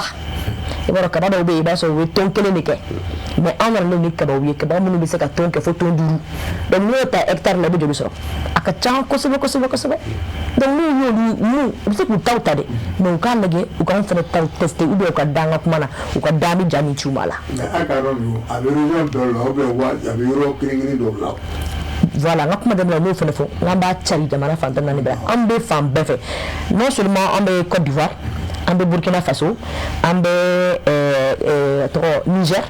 donc récemment an bɛna taa Dakar fana tuguni mais Mali kɔnɔ yan nɔ. o de b'a intéressé parce que anw bɛ dumuni kɛ yan nɔ. aw jalen don parce que Sogeba tɛ entreprise fitinin ye donc n b'a fɛ k'o yɔrɔnin de fɔ aw ye o yɔrɔ de ye aw diya yɔrɔ ye Mali kɔnɔna na yan nɔ tɔgɔda ka dɔgɔ i t'an ka buteli sɔrɔ yɔrɔ min na ou bien an ka boîtinin sɔrɔ yɔrɔ min na a bɛ se ka kɛ u t'a tɔgɔ dɔn ko Sogeba ta don mais u bɛna buteli yira u la k'a fɔ an bɛ nin si in de fɛ n'i y'a ye Sogeba yɛrɛ ni ONG bɛ baara kɛ ɲɔgɔn fɛ ani ONG baden bɛ baara kɛ ɲɔgɔn fɛ c'est parce que an bɛ si min de lacari ni magasin t'an bolo yɔrɔ min i b'a sɔrɔ an ka représentant bɛ yen représentant baden bɛ yen ou bien agro-dealers an sen tɛ se ka se yɔrɔ o yɔrɔ la olu de b'a cari yen yɔrɔ la. ok parce que donc monsieur Sidibé e ka fɛn fɛn baara in kɔnɔna na on dirait tamati in kɔni ye wasa sɔrɔ kosɛbɛ i bolo est-ce que i hakili tora sumansi suguya wɛrɛ la ka se k'o fɛnɛ sigi sen kan min bɛ ka nafa lase i ma ni jamana kɔnɔdenw ma wa. ayiwa ne ka sɛnɛ ye mun ye n y'a fɔ a daminɛ na sɛnɛ mun bɛ se ka jamanadenw parce que n'i y'an ka suman ta malo b'a la ɲɔ b'a la kaba b'a la mais nakɔfɛn o caman b'a la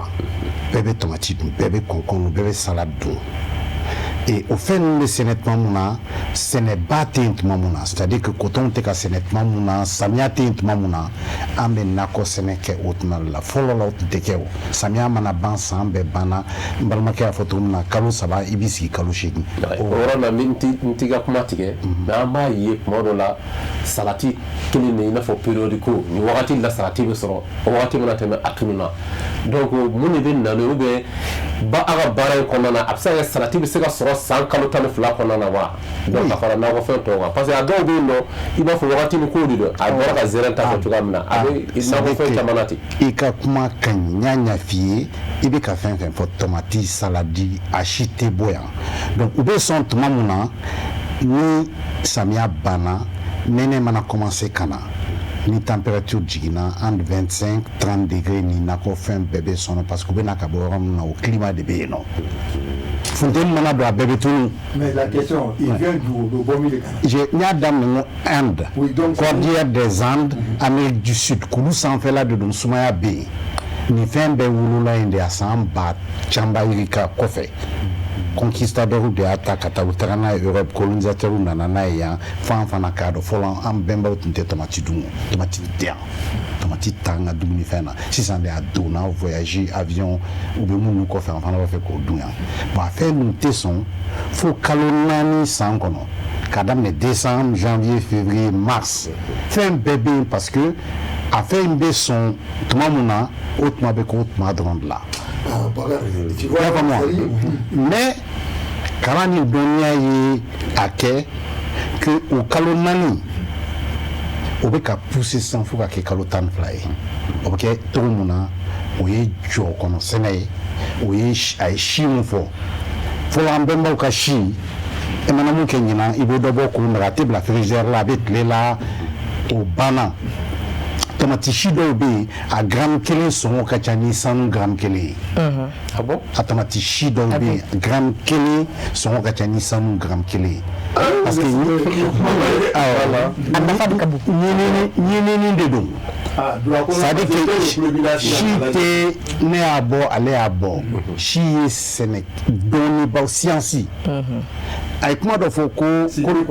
Sidibe ko colonisateur ye an coloniser siko la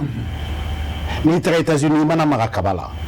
n'i taara Amérique du Sud n'i taara Afrique du Sud olu bɔra hybride la ka don OGM na o ye génétiquement modifié tubabu ye OGM plus bamananko i y'a fɔ français kan na o bɔra hybride la ka don OGM ye mun ye bamanan hybride ni mun dɔ yɛrɛ don ale y'a fɔ ko koloso c'est-à-dire que an bɛnbaw tun mun kɛ n ye kaba kɛ ɲinan o kaba kelen bɛ kɛ san wɛrɛ hybride ye mun ye kaba dɔ bɛ yen sisan a kisɛ ka bon a couleur ye jaune ye mais a tɛ a bɛ si min bɔ o man ca kaba wɛrɛ bɛ yen nɔ mun rentabilité ka bon a sara a bɛ si caman di u b'o fa n'u b'a ta k'o koloso ɲɔgɔn na u bɛ mun di o de ye hybride ye u bɛ fa ta a sɔn dɔ kama ba bɛ ta a sɔn dɔ kama mais n'i y'a lajɛ nature kɔnɔna na a kaba si tɛ yen a mana koloso ɲɔgɔn na ka a bɛ hybride a bɛ si kura di mun bɛ fa ni ba sɔn ta a bɛ médisi di bon médisi in tɛ finman ye jɛman tɛ o de si tɛ se k'a utiliser san wɛrɛ tuguni i b'a utiliser siɲɛ kelen sisan Amérique olu ka dɔnniya u ka siyansi ka bon ni tubabu ta ye tubabu minnu y'an coloniser donc Amérique y'a poussé sisan u ko k'a koloso ɲɔgɔn na o t'an bɔ tuguni an bɛ mun ɲini sisan an bɛ taa kisɛ ta parce que n'i ye kisɛ ta i bɛ taa cellule ta n'i ye cellule ta i bɛ taa gène sɔrɔ kɔnɔ n'i ye o fana wolo ka di i bɛ taa ADN sɔrɔ kɔnɔna na donc u bɛ taa kaba dɔ ɲini fan dɔ la hali ni ji tɛ yen mun bɛ balo mais a man di u bɛ taa ɲini ka dɔn munna ja tɛ digi o la munna ja tɛ digi nin kaba in na a tɛ digi a la parce que gène dɔ de b'a la c'est comme yan nɔ soso bɛ kin a tɛ foyi kɛ la tubabu mana na sin tɔgɔ n'a y'a kin a b'a faga c'est exactement la même chose u bɛ to o gène b'o kɔnɔna na ko n'o gène implanté nin kaba in na mun ka d'an ye jaune don a ka di sɛw ye a bɛ kɛ génétiquement modifié a ba bɛ yɛlɛma u y'an ni tɔɔrɔ n'o ye ko n'u nana yan nɔ a bɛ mɔgɔw faga alors que olu yɛrɛ bɛ taa tulu san Amérique mun bɛ bɔ o kaba bɛ tulu mun di olu b'o san u b'o dun a b'u ka biscuits la mais an ɲɛda tugulen don an ka n'o ye parce que n'i ye record lajɛ sisan n'i y'a kɛ cogo o cogo Mali la kaba i tɛ se ka tɛmɛ tonne 5 la u b'a fɔ tonne 10 mɔgɔ min b'o sɔrɔ o man ca États-Unis record ye mun ye tonne 32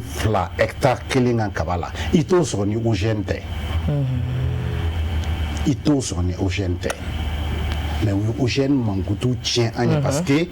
n'u sɔnna an ka don OGM na an bɛ taa si san États-Unis an tɛna san olu fɛ parce que a t'olu fɛ olu ka kalan ma se o yɔrɔ la a b'a fɛ k'o de ɲɛf'i ye mais sisan technologie b'an permet a san 6 nin ye donc la ne ye sigi n ko mun de pastèque bɛ bɔ a bɛ bɔ nɛnɛ fɛ an mago t'a la tuma min na n'o ye zɛrɛ funteni mana bɔ a tɛ yen o de ye bɛɛ dabali ban o bɛ mɔgɔw dabali ban melon la même chose ne ye coopérative constituée ka jeunes constituée ne ni Senjenta bɛ baara kɛ ni Close be barake ni Bejo be barake nous si man son contrat signé avec eux mon beta frafina a eu fait mon nini nanga wari ne beto de nina on fait parce qu'à war benebolo kana nae comme on nini munu mo bala ani mo organiser kana no oshi c'est des hybrides anana ni gutaguti anana ni engrais ani formation d'amener parce qu'on est des jeunes formés faut bureau international du travail n'en fait à 5 ans à mes jeunes formés 3 mois on va financer notre la financement inouï donc c'est une pastèque ni melona mais qu'on dit que Sénégalais au début ka pastèque mouvement c'est comme on ferait tout babouma on veut la camion on qu'on ferait amaya et Djiban fait un badjibele loi flabé clé bien je ne sais bien où on est bien organisé on commence à gagner paquet ok chi paquet clé engrais bornani goutte à goutte ni a jate mine abe ben wa keme ni wa temps ani nani ba dima ambitieux fana WhatsApp donc il va photo ta ka chama il va que trop mona coopérative vous créez ou commencera la production d'amener beko melon 0 salon bekera foka ban melon 1 kg ma do Bamako melon tu mets 1500 2000 le kilo bi un manga melon fait 600 le kilo oui en clé organisation monke pour que mon cadeau melon c'est un local donc pastèque ali 600 ne ka pastèque ferré 0 ne ka 0 ferré 600 ne ka poivron rouge ferré ne ka poivron jaune ferré ne ka concombre ferré 100 ans dans ce qu'on fait tekula qui miracle c'est que ça samia d'amener pourquoi simplement en technologie qui sont les serres et qui sont chi goutte à goutte et 17 jours fitinou donc bien nous sommes machin donc on a créé le secteur privé là un des secteurs privés des en kata ni fin mon bé alors qu'on a quand on a magandoni ani an que dictateur yu mun beta nyini nan sona ka iPhone 17 ça iPhone 17 be an balon zoni ale iPhone 17 ba ayi et c'est ka son ta iPhone 17 ta ka ta range reversant ka faut que ta serre qui te permet qu'à 200 tonnes de tomates tomate kilo be kene ça va de la bi à kilo que la terre bon il sait que tonne que met flaka kono et que tonne que met fla multiplié par 1500 c'est 300 millions fait activité fouille djena qui peut calocher ngono qu'à 300 millions 6 mois hectare clé sans fait là mais donia chinois et baragnement et surtout la formation des jeunes mais aucun qu'on a un gouvernement quand d'accord am lo ke conclusion wati OK et nya ici ça ça na na sulla sigibe kuma do fo ire sigira ibi ku frifri la mon drege kuma ni ya fama abona siba ba boye ka klima mais et c'est ka femme pourtant ni bebambulo muna ase fe ya bay ni quoi faire de le sika tige pour que ibon furani am sika asrofu ok alhamdulillah bugalo jare ma nya sabe wa ni ye tafsir la ko so mari me frifri voilà parce que il y a plein de fois moi terroriste moi ya femme c'est ça dit il m'a faut la terroriste bi beba femme bon d'accord beba femme parce que moi marfa tout de bi a gelera bidi o marfa blakana bon d'accord on va na kunu o kuma ka mena hakilema hakilma an se ka développer jatique wale voilà o kuma yanda hakil da kunu quoi fɛn o fɛn bɛ yen n'o bɛ se ka an bila ka hakilina ɲuman sɔrɔ ka ko ɲumanw kɛ ka surtout min bɛ se ka anw développer n'o ye sɛnɛ ye ko n'o ka datugu n y'a fɔ n ko kɔɔri la mali la yan mɔgɔ bɛ tɔni kelen sɔrɔ o tɛgɛrɛ de bɛ f'o ye or que olu fɛ tɔni 5 sɔrɔbaga i nafa sɔrɔ Brésil minnu ɲɔgɔn tɛ yen sɛnɛko kɔnɔna na Brésil ni n'a fɔ k'e tɔni 5 sɔrɔ par hectare e ti jate k'e fɛn sɔrɔ nka e ka taa Brésil k'e bɛ to simasi ta kana bi i yɛrɛ ye problème dan don ne y'a ɲini Japon kɛ n taara Japon k'a ɲini pour que n bɛ se ka partenaire sɔrɔ u ko simasi n'u ka fɛnw na tellement que a donyɔrɔ n'a bɔyɔrɔ ka ca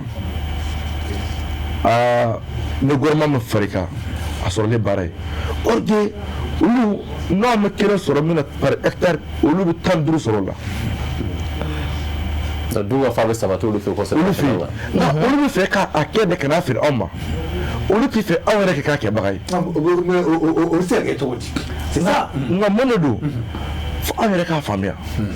ti se jamana in sera mun bi karamɔgɔ hakɛ to tubabu ka ba foyi tɛ kunkolo ɲɛmɔgɔ ka da acteur la aw ɲɔgɔnnaw bon mɔgɔ n b'a fɔ awɔ ka aw ɲɔgɔnna mun bɛ yen c'est ça kuma de don ne tun bɛ wotoro de boli ne filɛ sigi min na bi a wari bɔra wotoro boli la ne tun bɛ ne ta bɔra fasora masin na ka taa Kucala ne tun bɛ wotoro boli su 2 heures su 22 heures Kucalakaw y'a tɛmɛ o ye an filɛ jago kɔnɔ bi donc n'a fɔra k'a fɔ ɲɛmɔgɔ ka da acteur la i bɛ nin kɛ bi i ɲɛgɛn dɔ sɛmɛ na n ko n bɛ tila ka kuma na n'o ye engrais ko ye bi an ka jamana gɛrɛtɛ ta b'an ka jamana sɛgɛrɛ hali financement kunda banques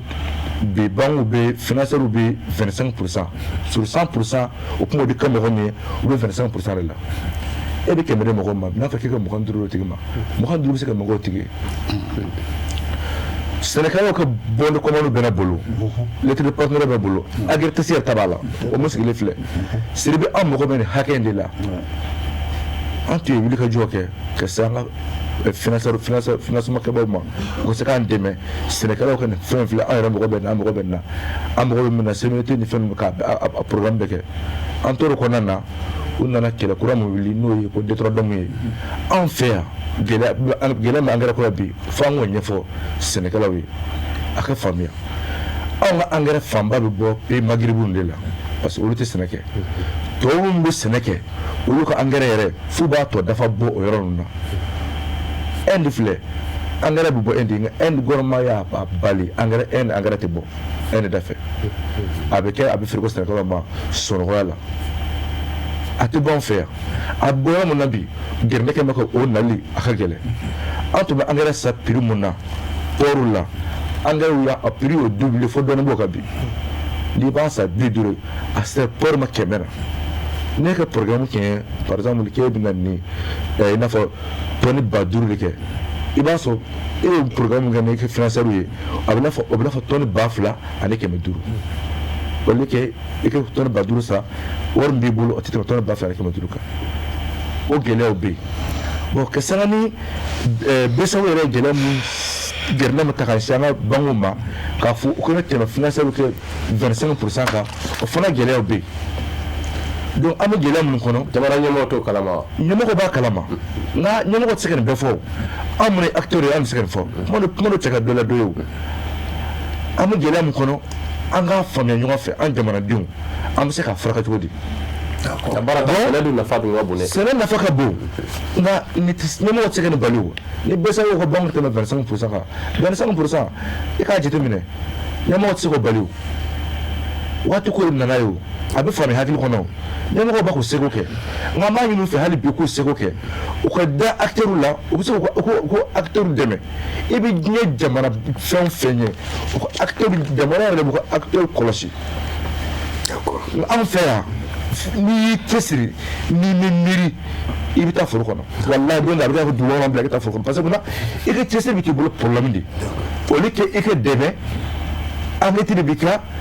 ni fili min kɛra koko la o de bɛ kɛ problème ye ni a kuma ka ca taxe ni fɛnw impôt ni fɛnw INPS wuli ka jɔ de k'i kama ka se k'i minɛ k'i si bɔrɔntɔ nka k'i dɛmɛ a ka gɛlɛn donc o b'a fɔ an ka ɲɛfɔ ɲɛmɔgɔ ɲɛna u ka acteurs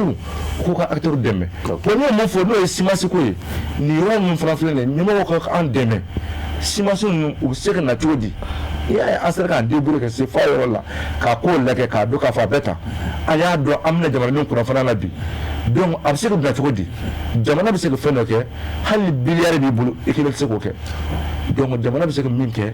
o ye ka a ka acteurs dɛmɛ ni ɲɛmaso bɛ se ka na cogo di ka se ka da jamanadenw ma ka se ka sɔrɔ yakubaya ninnu fana b'a ka a kɛ ne tɛ jugu la parce que olu fɛ an ka taa san bolo de an ka kɛ consommateur de olu tɛ fɛ an ka kɛ fabricant ye donc an bɛ se ka fabriquer cogo jumɛn na an bɛ se ka dilanlikɛla cogo jumɛn na fo an yɛrɛ ka ɲɔgɔn minɛ an ka ɲɔgɔn dɛmɛ an ka se k'o baara de waleya. ok Bazida Sori yɔrɔ dɔ bɛ yen u b'a fɔ par exemple ni États-Unis ta waritigiw la i b'a ye sɛnɛkɛla de ka ca la donc sɛnɛ nafa tɛ se ka fɔ ka ban donc anw yɛrɛ fɛ n'a fɔra e ka conseil di an ka sɛnɛkɛlaw ma par exemple sisan nɔ Sidibe ye kuma dɔ fɔ sisan nɔ a ye mathématique dɔ ta sira dɔ fɛ n'i ye a jate minɛ nafolo i ka kɛ nafolotigi ye san kɔnɔ o yɔrɔnin kelen n'a fɔra e ka conseil di sɛnɛkɛlaw ma bi cogoya min na sɛnɛ bɛ se ka non seulement dun ka fa k'a dun fo k'a tɔ to ka an wasa jamana kɔnɔ wa ka la ka sɛnɛkɛla fɛnɛ bɔ nɔgɔ la o ka ka fɛɛrɛ jumɛn de sigi sen kan bi bi na teliya la an ka t'o sira fɛ. Vraiment ka ɲininkali diyara n ye i ye États-Unis min fɔ parce que ne bɛ san wagati fanba kɛ yen de tuma dɔw la ne yɛrɛ bɛ n yɛrɛ ɲininka n ko est-ce que ne ma kɛ ɲɛmɔgɔ ye parce que ne taara n bɛ Amérique ni ye sɛnɛkɛlaw ye u n'u ka mobilibaw ye n'u nan'u ka sanniw kɛ n'i y'u ka sow ye n bɛ n kunkolo firifiri parce que n b'a lajɛ nin ye sɛnɛkɛla de ye dalu foyi t'a la sɛnɛ kɔ a bɛ sɛnɛ de kɛ a bɛ jateminɛ de kɛ a bɛ dugukolo kɔlɔsi a bɛ jɛ ni kodɔnnaw ka jɛ ɲɔgɔn ye a bɛ contrat signé ni Sidibe ni madame Wayigalo ɲɔgɔnnaw ye a bɛ contrat signé ni Bayi ɲɔgɔnnaw ye dɔrɔmɛ kelen kun t'a kun a bɛ taa juru ta banque la ka montage kɛ ka na a ka village agricole sigi bɛɛ ɲɛna san 3 kɔnɔ a bɛ kɛ milliardaire ye. Kana mun sigi a bɛ taa dugu sigi sɛnɛ kama a bɛ taa montage kɛ a b'a sɔrɔ dɔrɔmɛ t'a bolo dɔrɔmɛ gouvernement de b'a dɛmɛ banques b'a dɛmɛ o b'a sɔrɔ dɛsɛbagatɔ de don i n'a fɔ ne fana ka sɛnɛkɛla min bɛ Sɛbɛkolo min bɛ Bababugu la Dramani Maliko ka yɔrɔ la yen min bɛ Ablaye Kɔkɛ ka yɔrɔ la dɛsɛbagatɔ de don depuis a daminɛ parce que fo an k'a dɔn k'a fɔ a t'i n'a fɔ ko dɔw ni hɛrɛ bɔra sanfɛ ka cun de non tagabolo dɔw de bɛ yen n'i tagar'o siraw fɛ i bɛ taa bɛn hɛrɛ kɔlɔn ma a b'a nɔ la yen ni ye Amérique min misaliya fɔ mɔgɔ b'a kanu de ko n bɛ fɛ ka sɛnɛ kɛ baara de don a bɛ se ka mɔgɔ bɔ nɔgɔ la mais n b'a kɛ cogo di kunfɛ ko tɛ dɛ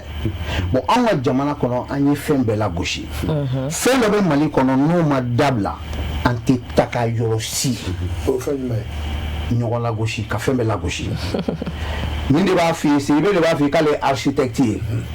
mɔgɔ dɔ min tɛ se k'a tɔgɔ sɛbɛn a tɛ se k'a fa tɔgɔ sɛbɛn a tɛ se k'a ba tɔgɔ sɛbɛn a b'a fɔ ko architecte wa architecte wo pour que mɔgɔ bɛ kɛ architecte ye e b'o dɔn n'i ye wotoro de pousser Mamadu Sidibe Ba ye fo kana kɛ entreprise tigi ye bi san 20 sɛgɛn de y'o ye o fana b'a fɔ k'a bɛ kuma ɲɛfɔ Bayi wa soje ba de bɛ nin bolo a ye min fɔ sa kɛnɛkan ko de don o fana mana ɲɛfɔli kɛ maliyɛn dɔ donc maliyɛn yɛrɛ bɛɛ ho tigɛ kɛra fɛn bɛɛ la bon fo an ka dɔnniya bonya Bokele n bɛ min f'i ye Ala ko ye tiɲɛ ye dɛ mais baara a kɛcogo la o de ye tiɲɛ ye Ala tɛ bɔ sanfɛ ka sɛnɛ kɛ Mexicains ka foro la a tɛ bɔ sanfɛ ka taa sɛnɛ kɛ Chinois ka foro la a tɛ bɔ sanfɛ ka sɛnɛ kɛ Américains ka foro la mɛlɛkɛ foyi tɛ sɛnɛ kɛ Malaisiens ka foro la u ka sɛnɛkɛlaw de bɛ sɛbɛ kɛ kɛcogo de b'a la pour que an ka bɔ nɔgɔ la an ka kodɔnnaw bonya an ka dɔnniya ɲɛɲini ka dɔnniya bonya Mali de la yan sari ye kɛlɛ kɛ ko sari tɛ kɛ ka sɛnɛ kɛ foro la k'a man ɲi dugukolo ma o kɛra yan mais bi an bɛ ka sari ni misi ɲini ka dɛsɛ a la Chinois filɛ kodɔnnaw bolo mais u bɛ k'a lagosi sɛnɛ kɛcogo ɲuman filɛ nin ye ka sange biri an b'a fɔ ko sangeba ka sɛri kɛ ka sɛnɛ k'a jukɔrɔ mɔgɔw b'a kɛ kalo 4 o kalo 4 ka $50 million $100 sɔrɔ jinɛmoriya foyi t'a la a lagositɔ filɛ an bolo bayɛlɛma siw ni si kolosolenw bɛ yen kaba tari kelen na ka tɔni 10 sɔrɔ ka tɔni 20 sɔrɔ ka tɔni 50 sɔrɔ a dalen filɛ nin a dɔnniyaw filɛ an y'o fana lagosi sɛnɛkɛfɛn dɔ b'an bolo ko tinzanba a dilanna Mali kɔnɔ yan de ɲɔsi de don ɲɔsi kenige si tɔw bɛ kilo 500 kilo 600 a tɛ tɔni sɔrɔ hectare la o ye Mali si kɔrɔ ye mais tinzanba i tɛ nɔgɔ k'a la i tɛ bagaji k'a la i tɛ foyi k'a la a bɛ tɔni 2 tɔni 3 di ma hectare la mais a cɛ kun bɛna a ka si dilanni dabila Ala ni Maliyɛnw y'a lagosi donc fɛn lagosiba surtout dɔnniya diɲɛ hɛrɛ bɛɛ sigilen don dɔnniya de kan wa foyi ma Amérique sɛnɛkɛlaw kɛ nafolotigiw ye u ye dɔnnibagaw ka dɔnni de bonya ka dɔnni ɲini ka dɔnni ta ka baara kɛ n'a ye donc anw fɛnɛ ka sɛnɛkɛlaw an k'a dɔn k'a fɔ taabolo kɔrɔ min n'an kun b'o kan n'o kun bɛ se k'an bɔ nɔgɔ la Mali sɛnɛkɛla fanba kun tɛ kɛ fantan ye n'i bɛ fantanya ɲini Mali kɔnɔ i bɛ taa sɛnɛkɛlaw de cɛ la n'i bɛ dɛsɛbagatɔ ɲini Mali kɔnɔ i bɛ taa sɛnɛkɛlaw de cɛ la wa i bɛ kɔngɔtɔ yɛrɛ ɲini o min ka jugu n'a bɛɛ ye n'i bɛ kɔngɔtɔ yɛrɛ ɲini i bɛ taa sɛnɛkɛlaw de cɛ la mais mun y'a kɛ parce que an bɛ ka sɛnɛ kɛ kunfɛko ye donc o kama Agritexi anw ye société ye min a t'i da fɔ anw bɛna na ni dɔnniya kura ye koyi mais anw bɛna kɛ courant transmission de ye seko ni dɔnko minnu bɛ Mali kɔnɔ Sewa agro business ni Sidibe agro technique ni Sojibaw n'a ɲɔgɔnnaw ani IER Mali IER dɔnniya min bɛ yen ni dɔnniya min bɛ Mali IER bolo n'i y'o dɔn Mali IPRD katibugu dɔnni min b'u bolo n'i y'a dɔn i dabali bɛ ban i tɛ se ka sunɔgɔ mais an kɛlen don k'olu lagosi ni mɔgɔ o mɔgɔ ni nana ni ko ko ye maliyɛnw an b'o lagosi ko an tɛ bɔ sɛgɛn kɔnɔ n'an ma dɔnni bonya ka dɔnnibagaw bonya dɛ. d'accord Bakari waati min dira ma a sera mais n b'a fɛ ka Sori ɲininka a ka c'est i ka société in tɔgɔ Agritexi ni bɛɛ de kulo b'i la ni kɛra la a ye kabako jumɛn de kɛ pour que mɔgɔ k'a dɔn ko vraiment nin ye a bolo nɔ ye. Bon an t'a fɔ a ma ko kabako parce que an b'a fɔ kabako mais an b'a a minɛ an majiginnen de b'a kɛ parce que anw ye société lagare de ye an bangetɔlani de filɛ nin ye société baw bɛ yan an b'an yɛrɛ kalifaw la Sojiba Sidibe agrotechnique Sewa agro business anu tɔw an b'an kalifaw la parce que an ka particularité ye min ye maliyɛn minnu bɛ kɔ kan komi ne yɛrɛ bɛ kɔ kan n y'a Afrique centrale kɛ ni jamana caman kɛ bon an b'a fɛ maliyɛn minnu bɛ kɔ kan mɔnɛ b'olu la ka tɛmɛ anw kan maliyɛn minnu bɛ Amérique u bɛ Espagne u bɛ Italie olu de b'u to yen k'u somɔgɔw balo ka sɔrɔ u bɛ foro kɔnɔ donc anw ka synergie ni maliyɛn minnu bɛ kɔ kan an n'olu de farala ɲɔgɔn kan ani maliyɛn minnu sigilen bɛ togoda la an ka se ka sɛnɛ bayɛlɛma ka dun ka fa kɔni to an kɔfɛ ka sɛnɛkɛla ka sɔrɔ kɛ sɛnɛkɛfɛn na ka kɛ nafolotigi ye donc o fɛɛrɛ min b'an bolo an sera ka min kɛ o la o ye an ye pompe solaire sɔrɔ an ye ji sama mansiw sɔrɔ parce que an y'a ye tajiko kɛra gɛlɛya ye bon ni ji t'i bolo sɛnɛko a ma bɔ bon ji fɛnɛ fo ji sama mansiw ka sɔrɔ bon an ka jamana bɛ gɛlɛya min kɔnɔ anw tɛ kɔgɔji da la bon port t'anw ka jamana kɔnɔ donc tajiko san tɛmɛlenw na a ye gɛlɛyaba se anw ma a kɛra sababu an ka dumanaba mara pomme de terre sɛnɛw ka olu caman ka saison tiɲɛ donc an ye wulikajɔ kɛ ala y'an dɛmɛ an ye pompew sɔrɔ ji sama mansiw sɔrɔ minnu bɛ baara kɛ tile la o ye nɔgɔya dɔ ye an sera ka min kɛ a dɔ fana ye min ye sɛnɛkɛlaw fana u fana mago bɛ kunnafoni na u fana mago bɛ damun dɔ la u sigiyɔrɔ la donc an sera ka kit d'électrification sɔrɔ min ye ka courant don i ka so la u bɛ télé sɔrɔ ka filɛ u bɛ radio sɔrɔ ka filɛ u bɛ se ka u ka téléphone charger parce que téléphone ninnu ye baarakɛminɛn de ye téléphone ninnu de b'a to Sidibe agrotechnique bɛ se k'a to a ka bureau kɔnɔ ka kunnafoni ci Daramani Maliko ma Bababugu la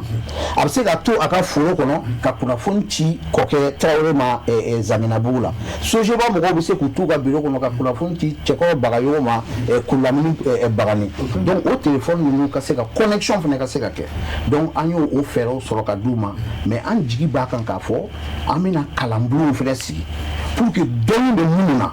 u ka se ka dɔnni ninnu latɛmɛ an ka sɛnɛkɛlaw la. ok d'accord ka kun cɛ o kɛnɛba sigilen b'an bolo sibiri nata maison des jeunes na an kɛlen don ka sɛnɛkɛlaw wele ka bɔ Mali fan bɛɛ facture sɛbɛn voilà aw yɛrɛ welelen don chiffre la donc aw kana maison des jeunes sɛnɛ ko la ko ɲuman ani anw sɛnɛkɛla minnu mago bɛ dɔnniya la u ka ɲɔgɔn sɔrɔ kɛnɛ kelen kan an ka se ka kunnafoni parce que sɛnɛ bɛ bɛɛ la sɛnɛ bɛ bɛɛ la voilà bɛɛ fara kulo b'i la o bɛ ba ye tiɲɛ don vraiment ba sɛgɛnna i bɛ na ka fɛ mais ba ye kumakan kuncɛ la e sera ka mun yɛrɛ de kɛ pour que vraiment bɛɛ kulo la ka taa. bon n bɛ ala fo baara daminɛ ni bi cɛ n sera ka min kɛ ko ni miirila a bɛ nisɔndiya n ka cɛkɔrɔba de bɛ 89 ala y'a minɛ ji dɔgɔya kɛnɛtɔ san kɔnɔntɔ a tun ye dugukolo ɲini k'a bila n ɲɛ n sera ka dugukolo in aménager bi ni ne denw kɛra sɛbɛkɛla ye bi u bɛ se ka balo yɛrɛ ye halala la ni miirila o la u bɛ n content foro yɔrɔ bɛ ne bolo nka ne bɛ foro min fɔ ne yɛrɛ ka foro hectare 1 sannen tɛ n bɛnbakɛw de y'a ɲini k'a bila o de la n b'a fɔ waati bɛɛ bɔra bɛ maliyɛn bɛɛ la dugukolo tɛ maliyɛn si la i bɛ se k'i ban i yɛrɛ la de n'i ban i yɛrɛ la min n'i banna i faso la i tɔgɔda la o bɛ se ka na ni kɔlɔlɔ ye a se t'i ye k'a san nka i bɔra yen kɔni i ka hakɛ bɛ yen bon ala ye n garisɛgɛ o mun na n ka cɛkɔrɔba n'o o taara k'o to an bolo ne ni n kɔrɔ ni n dɔgɔw olu y'a sɔnna ka ɲɛmɔgɔ fana da ne kan ne de bɛ k'o exploiter bi n ye forage k'a kɔnɔ ni n miirila o la n bɛ content n ka baara kɔnɔ sɔrɔ fɛn t'an bolo an bɛ fɛn o fɛn kɛ an b'a bɛɛ kɛ ni danayaw de ye ka danayaw de ɲini ka se ka baara ninnu kɛ ani an ye hakilila kura dɔ ta sisan an bɛ engrais ni semence ni herbicide kɛ nka i y'a mɛn ko sɛnɛkɛlaw ka courage sɔrɔ an bɛ se ka mun de kɛ mun bɛ se k'u encourager an sera ka partenariat kɛ ani NGO ye tracteur 1 équipement 5 de b'a la équipement min bɛ forage sɛŋɛ min bɛ sera garate min bɛ minɛnw ta ka yɛlɛn sanfɛ min bɛ minɛnw ta ka jigin tracteur 1 a matériel 5 in min bɛ sɛnɛ yɛrɛ kɛ tracteur 1 b'a bɛɛ a équipement bɛɛ a tɛ miliyɔn 20 bɔ n'a cayara miliyɔn 22 komi équipement tɛ kelen ye nka pour que i ka se k'o kɛ sɛnɛkɛla ou sira dilanla f'i ko i ka se k'o matériel san f'i ka taa mobili dɔ san mobili mun a prix dɔgɔyalen b'a dama miliyɔn 50 ka yɛlɛn sanfɛ nka i bɛ se k'o sɔrɔ miliyɔn 20 duguma miliyɔn 20 kɔnɔna na ala y'an dɛmɛ an sera k'o contrat kɛ ni ala sɔnna a ma ni miirila o la k'o bɛ se ka kɛ lafiya ye sɛnɛkɛlaw ye n bɛ content hali ni tɛ yen bi vraiment an sera ka ko dɔ kɛ n ka baara kɔnɔ n b'a ɲini ala fɛ n ka se k'o ɲɔgɔn miliyari caman kɛ o de ye n ka laɲini ye inchallah. Merci beaucoup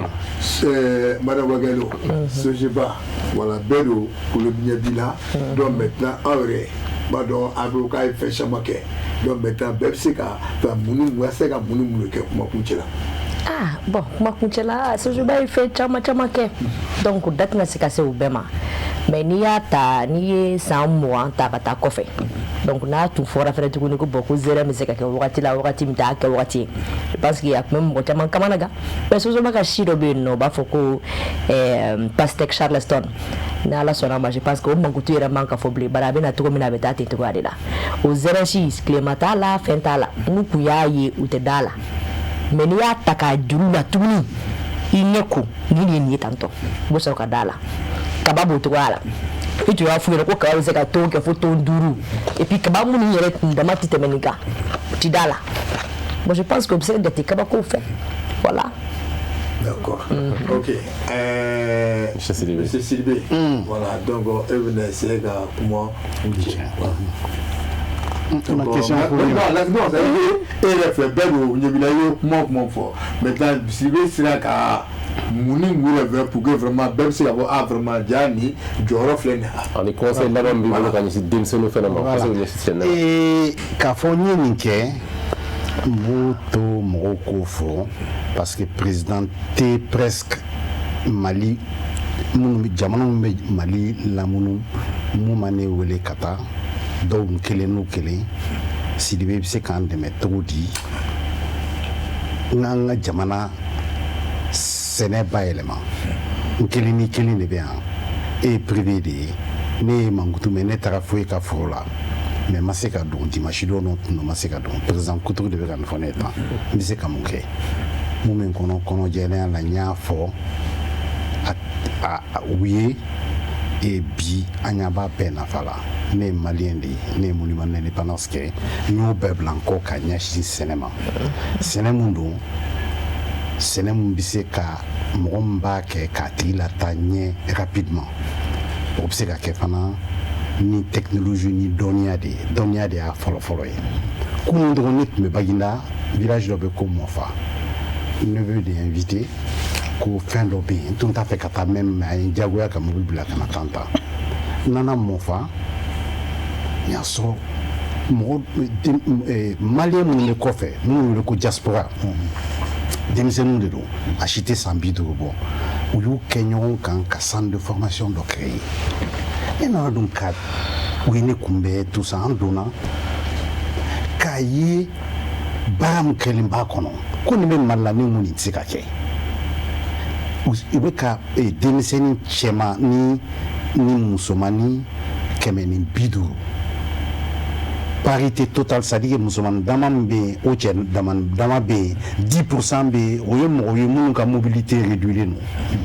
don u y'o de kolonso san 2 formation sɛnɛ la u bɛɛ n'u ka so chambre dilannen don musomaninw b'u dama cɛmaninw b'u dama gabugu bɛ yen infirmière bɛ yen